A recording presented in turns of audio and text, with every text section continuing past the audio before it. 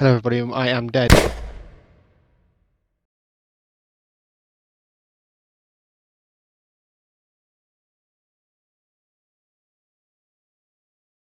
And today we are taking a look at the anime series High School Girl, otherwise known as Sukoa Garu. If I butcher that name, please tell me in the comments, but please be nice about it.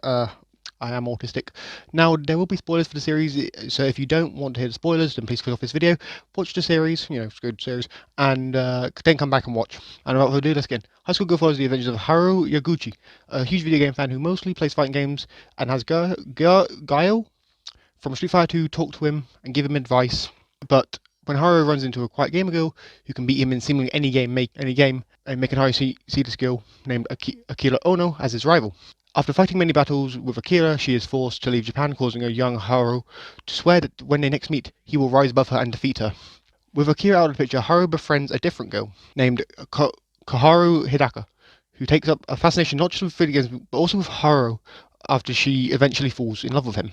When Akira returns to Japan, Haruo is desperate to try and defeat her in a fighting game, but to no avail. Haruo notices Haruo is obsessed with defeating Akira and vows that she will eat Akira and win Haruo's heart. As the series progresses, Haruo fails to defeat Akira, leading to a bitter rivalry between the two of them, and with Haruo lodged in the middle.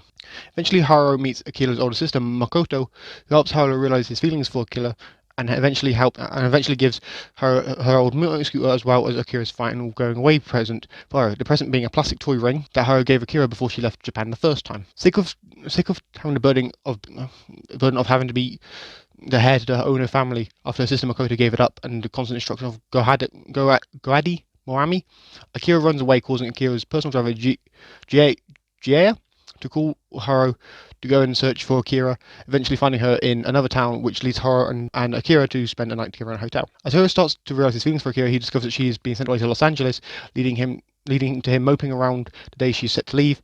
But after he has a conversation with Koharu, he realizes that he is in love with Akira and runs home to get his motor scooter and then races to the airport to say goodbye to her. Haruo, realizing he probably can't make it in time, calls on Gayu and his other gaming friends to help him. When Haruo arrives at the airport, he's scolded by Makoto for missing Akira's flight. Thankfully for Haruo, there was turbulence in the flight, causing the plane to turn around and giving Haruo a chance to say goodbye to Akira one last time.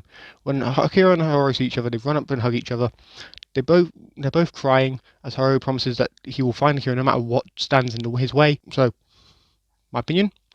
Well, I love that Haruo grows as a character, and as the series goes on, he goes from only caring about the newest arcade releases and home consoles to getting a part-time job, getting a scooter, and falling in love with Akira. Not to mention that the relationship between Haruo and Akira is a strong, loving one, despite Akira having her own outbursts when she's angry and scared, and never actually speaking. Haruo seeming to genuinely care about her, especially after he discovers how oppressed she is because of her responsibility as the head of the Ono family.